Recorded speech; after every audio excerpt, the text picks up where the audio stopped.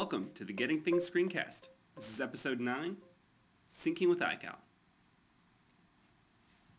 Setting up syncing in iCal was designed to work as simply or as complexly as needed. There's a very simple mechanism set up for doing the sync. First you go to Things, Preferences, and then you select the iCal Sync preference pane.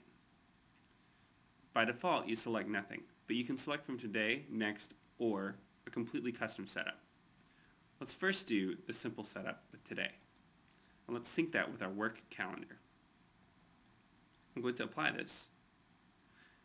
And what I want you to remember is when we switch to iCal, we are not syncing the appointments that are on iCal. We are instead syncing the tasks that are shown. They're system-wide tasks, but they're shown here in iCal by selecting this little push button or push pin. Now I can add an item here or I can add an item in Things. The first thing I want to do is add an item here. Let's create a new to-do on my work calendar.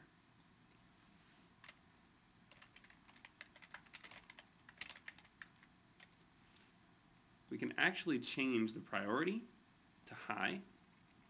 You'll see the priority show up there. And then, when we click back here, Things is smart enough to recognize the priority. It notices that it's a work task, and it automatically imports it. Let's create a new one in Personal.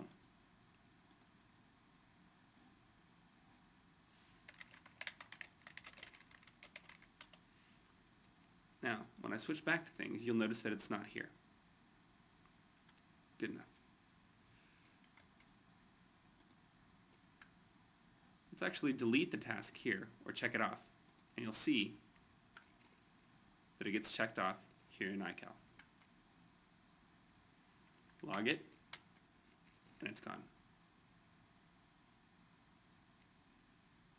Let's check out this personal to-do here in iCal. And then let's sync that different calendar.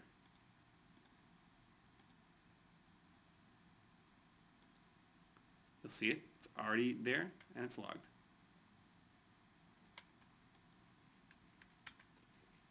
Let's log it. We'll see it gone here. Okay, so you get the basic idea. You can set up one calendar and sync it with Things. You can either sync it with the Today list or your Next list. Let's actually get a little bit deeper. Let's go into Things and let's actually check out the custom syncing method. This shows a much more complicated dialog, but I think if you get past the extra fields that you're going to find exactly what you need here. You can actually select multiple calendars that you want to sync, and you can select what you want to sync with them. So, for instance, let's say for Personal I want to sync all of the Today items, but I only want to sync items that have a tag of Home. Let's say I want to sync Work with all my Today items, but I only want to sync items that have Work. Now you'll see that I have two different tags here, and when I apply it, we're ready. Now, let's create actually a new task in Things. I'm going to hit the space bar. New work task. And let's tag it with Work. We can even tag it with a medium priority. Now, let's go to iCal, and you'll see it's already here, and it already has the medium priority. Let's do the same thing with a Personal task.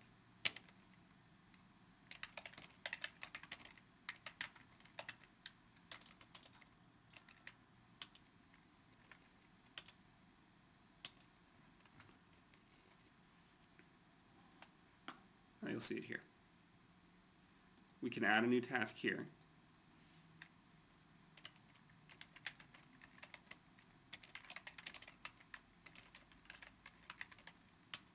We don't have to set the priority, and it automatically shows up here. Notice that it's already tagged with Home because you're syncing with the personal calendar that has a tag of home. Now, if you don't use tags and you prefer to use areas, you can set that up as well. When we create a new area of responsibility, let's actually create two.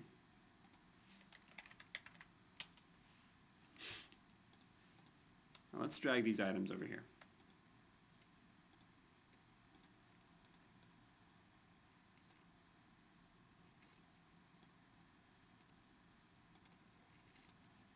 Let's untag these. And let's change the way we sync. Instead of syncing with items that have the following tags, let's only do items that are contained in one of the following areas or projects. Work,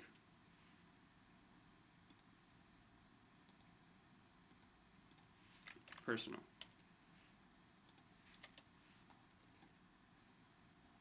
apply. Now we should see these same items back in iCal. We do. Notice that we actually have now work and personal preceding the item, the task name. Now, you can change this preference by going to Options.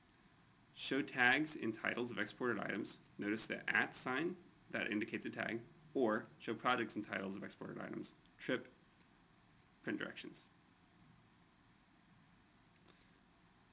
If we allow this, we can actually turn this off and apply it. And we'll see that our tasks go back to the same, the former item. Now notice I put this personal in here. This is not normal. Let's actually add a tag from iCal.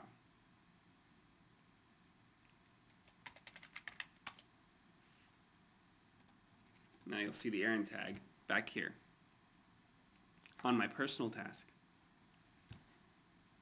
As you can see, the way that they sync with iCal task is quite robust. There are a few times whenever things in iCal syncing can get confused. If you sync with a calendar that is somehow linked to an IMAP account, like Gmail, you may notice quite a few problems.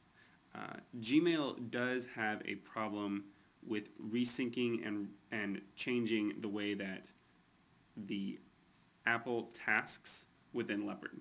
So it does end up quite often causing duplicates if you do this. The other thing to remember is that if you set up a custom syncing and you select two calendars but don't put anything here, you will end up with duplicates. That is because there's no way for things to know what to sync where. So it syncs to both calendars, and then when it syncs back, it grabs the items for the other calendar. So it's very important that you select at least one of these, either the tags or the areas, because you really wouldn't want them overlapped anyway. There's got to be some way to split them up in things, just like there's a way to split them up in iCal. Another thing that people often want to do is they want to be able to bring in their appointments from iCal. Now, while we can't do two-way sync, we can do one-way sync. I went over this in another episode, but I would like to show you. It's in a weird place. If you go to File, New Repeating To Do, and then you say the copies are created for iCal events, you simply select the calendar. Let's say today I'm going to do personal ones, and you can either select that each, leave it alone, and each copy will be made on the day that it is due, or that it's going to happen, or you can select each copy has a due date, and you can select the number of days before that you wish to see the items when they're about to show up in iCal. So if tomorrow you have a meeting, you can select one day and you'll see all tomorrow's meetings as well as today's meetings in red. So let's actually select that. And then, since we synced this with the personal calendar, I'm going to call this personal event with a colon. I can actually tag it home. And then I can drop this in my personal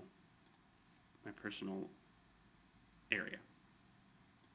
Now you'll notice that I have 2 events automatically created. They're due today because my calendar today has these 2 events. I don't have anything for tomorrow, so they're not showing up. If I had selected 2 days, it would have shown more items here. Now, nothing happens when you check these off back in iCal, but it does keep you aware of iCal events that are coming up. I find that I use things much more than I use iCal, so it works. Well, I hope you've enjoyed the screencast. I hope you can see the power that linking iCal to things can bring you. I personally don't use iCal syncing. I find that I spend so much time in things managing my tasks that I don't really need iCal. It does make for an easy way to import your items though, because there's often various importers that will get stuff into iCal, which you can then bring into things. Join us next time when we'll be taking a deeper dive into AppleScript and setting up some of the more common features that people have been asking for that aren't included natively with things.